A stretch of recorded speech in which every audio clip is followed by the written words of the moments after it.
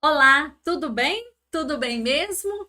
Então, chegamos a mais uma linguagem, né? Vai ser a nossa quarta linguagem que eu vou falar para vocês no nosso treinamento, as 5 linguagens do amor. E aí, vocês estão praticando? Como é que estão aí? Estão gostando do curso? Já identificaram alguma coisa nessas que vocês praticaram?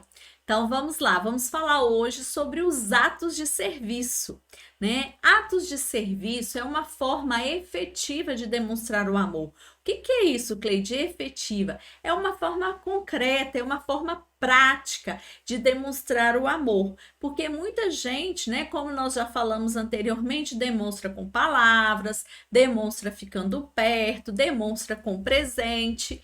E aí nós temos aqueles que a sua linguagem primeira, né, é a linguagem do ato de servir, né? Então ele demonstra esse amor efetivo servindo, fazendo algo para o outro.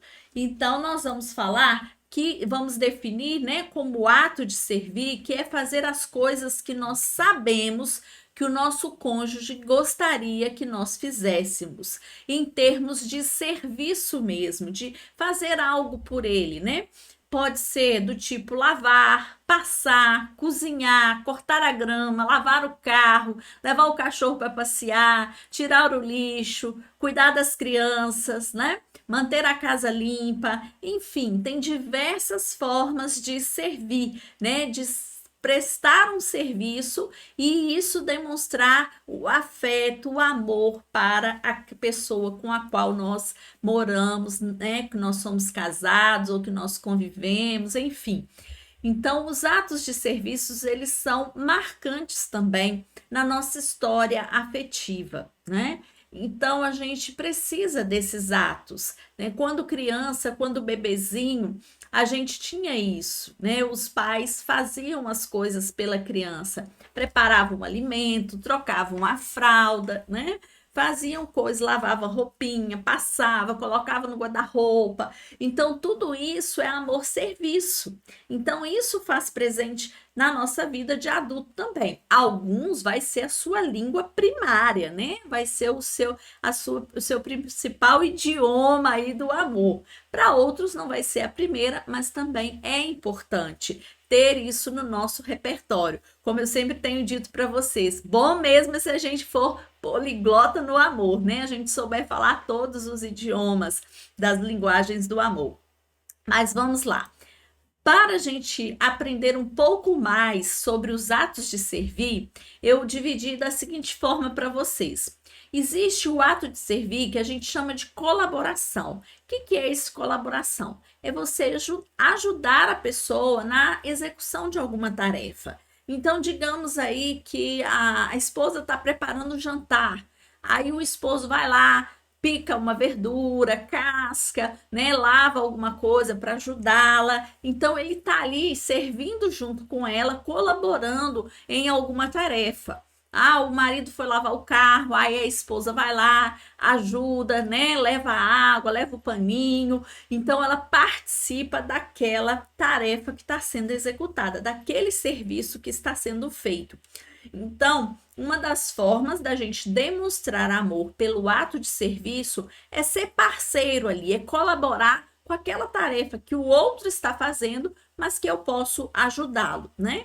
Até mesmo em questões profissionais de trabalho. Às vezes, por exemplo, né, a esposa está trabalhando, está fazendo algum serviço, um relatório que ela precisa entregar, uma pesquisa e vice-versa, o marido também. E a esposa colabora com ele, né? Ajuda ele de alguma forma na execução daquele trabalho.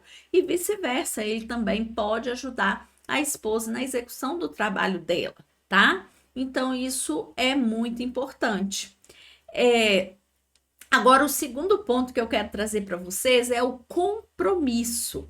É quando você assume a responsabilidade de alguma tarefa ou serviço da casa, né, da família, que vai fazer bem para todos, né, como um ato de bondade, como uma atitude não de cobrança, né? Ah, porque o outro tá me cobrando isso, eu tenho que fazer. Não, eu vou fazer por um ato de bondade, de caridade, para eu ajudar, né, o bem comum da nossa família ou para essa pessoa, né, que a linguagem dela é o ato de serviço. Então eu preciso assumir alguma coisa. Eu preciso ter um compromisso de fazer algo para a família que é um ato de serviço.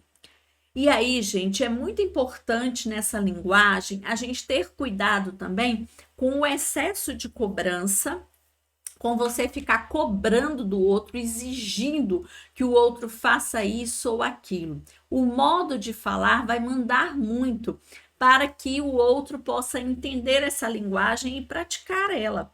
Então, se você, por exemplo, ao invés de falar assim, eu quero que de hoje em diante você faça o café todos os dias, né? Você falar assim, nossa, como eu gosto quando você faz o café. O seu café é tão gostoso, seria bom se você pudesse fazer todos os dias. É diferente. Então, de repente, ele vai passar a fazer o café todos os dias pelo modo com o qual você falou. Agora, se você fala do outro jeito, provavelmente ele não vai fazer, né? A mesma coisa, por exemplo, nossa, como essa casa fica tão cheirosa quando você limpa, né? Ó, como é bom andar nesse carro o dia que você lava ele, né? Eu me sinto tão bem, tão feliz com isso. Então, você está estimulando o outro para que ele possa fazer mais vezes aquela tarefa. Ao invés de você falar assim, nossa, não aguento andar nesse carro sujo, você tem que lavar esse carro, né? Então, eu costumo dizer que o tem é muito pesado, né? Então, quando eu tenho que fazer alguma coisa, isso pesa. Eu até faço muitas vezes, mas é pesado para mim e isso não é ato de amor, porque o ato de amor, ele tem que trazer alegria para ambas as partes. Ele tem que trazer leveza para o relacionamento, né? Então, se eu tenho, é uma obrigação, é um peso. Nossa, eu tenho que fazer a compra hoje lá para casa, né? Então, quando você muda o verbo, né? Eu devo fazer, ou eu gosto de fazer, né? Ou eu devo fazer porque eu fazendo eu vou estar agradando a minha esposa ou meu esposo, ele vai ficar feliz com isso, nossa casa, o tanque de amor dele vai encher e a nossa casa vai estar cheia de amor. Então isso é muito importante, essa colaboração dos dois nas tarefas, mas principalmente se um tem a linguagem primária dos atos de servir, ele vai gostar muito que você faça isso para ajudá-lo. Mas a maneira de falar e de expressar precisa ser trabalhada para que não soe como uma ordem, como uma exigência, como uma obrigação, tenho que, mas que soe como um pedido, né? Porque quando a gente pede é diferente de quando a gente exige no relacionamento. Então, o pedir, né, a docilidade no falar e a maneira de pedir, né, como você pede, usar também o elogio, que é a outra linguagem do amor, para mostrar para a pessoa o quanto é importante aquilo que ela fez, com certeza vai despertar no outro muito mais interesse em participar das tarefas, em colaborar, em assumir compromissos e até mesmo o terceiro ponto que eu vou falar para vocês. O terceiro ponto, gente, é o ponto da surpresa. O que que é a surpresa? Você realizar um serviço sem que o outro esteja esperando, né? Talvez é uma tarefa do outro fazer e quando ele chega em casa já está feita, você fez para ele. Por exemplo, você limpou a mesa do escritório, né? Ou você às vezes guardou a roupa, que é um papel dele, né? De vez em quando você fazer essa surpresa é magnífico, tá? É uma oportunidade de oferecer para o outro também o descanso daquela tarefa, né? Então, aqui em casa, por exemplo, eu faço café da manhã todos os dias, né? Mas no domingo, o meu esposo costuma fazer, né? Às vezes ele faz sem eu pedir, quando eu acordo já tá pronto o café, ou às vezes, como nesse domingo próximo agora, eu falei com ele assim, ele foi na cama me acordar, eu tava dormindo ainda para ver se eu tava acordada, aí quando ele chegou assim, eu falei assim, tô querendo aquele cafezinho, você já fez? Ele falou assim, não, vou fazer agora, né? Como eu me sinto amada nesse dia, mesmo a minha linguagem primeira não sendo atos de servir, eu me sinto muito amada quando ele faz esse café para mim, que é a oportunidade que eu tenho de descansar, de curtir um pouquinho mais a cama, né? De ficar mais no domingo mais descansada, né? E de provar o café dele, que realmente é um café gostoso, né? E ele faz muito, com muito capricho, com muito carinho.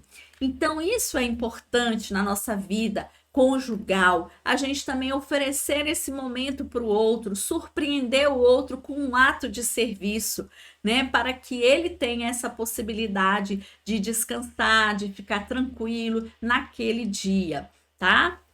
Então, vamos agora para as práticas, né, do ato de servir. Eu quero trazer para vocês, como sempre, três práticas. A primeira dela não vai fugir das outras. Fazer a lista, uma lista de coisas que o seu cônjuge gosta que você faça para ele, que seja atos de serviço. Pode ser arrumar a cama, fazer um prato preferido, pode ser deixar a casa limpa, pode ser levar o carro para consertar, né? Pode ser levar o carro para lavar, pode ser levar o cachorro para passear, tirar o lixo, né? Enfim, você vai perceber aí quais são as coisas que ela tá sempre pedindo, ou ele tá sempre pedindo para você fazer.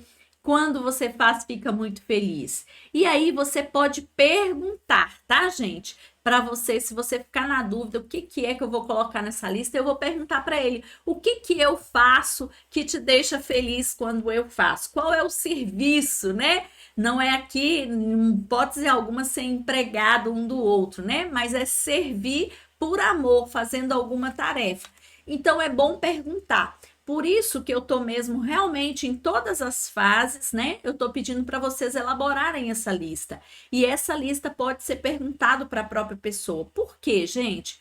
Para propiciar, né, para que vocês tenham o espaço do diálogo. Uma das coisas também que é muito importante para uma relação dar certo é você dialogar, é você sair do achismo e você perguntar para a pessoa, né? Então isso é importante, porque às vezes a gente tem distorções cognitivas e a gente não consegue enxergar o que realmente o outro quer, o outro pensa, né? A gente interpreta de forma errada as falas. E às vezes é preciso a gente perguntar para a gente poder ter certeza se é aquilo mesmo. Então, isso é bom para dialogar, é bom a gente expandir a nossa mente nesse sentido, está propondo essas conversas, está atualizando aquilo que o outro gosta ou não, porque a gente muda também. Quando você casou, né, quando vocês se conheceram, vocês eram uma pessoa. Agora, depois de tantos anos, né, não sei quantos você tem aí, ou de alguns meses, as coisas mudaram, porque a gente muda, a gente está em constante mudança. E aí, por isso é importante o diálogo, é importante fazer essas perguntas para estar realmente atualizando daquilo que é importante para o outro. E aí, no número 2, o desafio, né? Eu acho que é um desafio mesmo para quem não está habituado a fazer isso, é assumir uma tarefa constantemente a partir de agora para demonstrar amor pelo seu cônjuge, né? Então você vai pegar dessa lista aí algo que você possa assumir todos os dias, que seja constante daqui para frente, que seja uma tarefa que você vai fazer agora para demonstrar que você ama, mas ela tem que ser uma coisa contínua para o resto da vida, né? Quer dizer, por quanto der, né, para você fazer, mas que seja constante. E o número 3, você vai escolher uma tarefa para fazer uma surpresa mensal para o seu cônjuge, conforme a lista também. Então, por exemplo, digamos aí que essa sugestão que eu dei do café, né? De fazer o café para seu esposo ou para sua esposa. Então, você vai escolher uma vez no mês, nem estou falando que é uma vez na semana, uma vez no mês para você fazer essa surpresa, né? Fazer esse ato de bondade espontâneo para propiciar o descanso, né?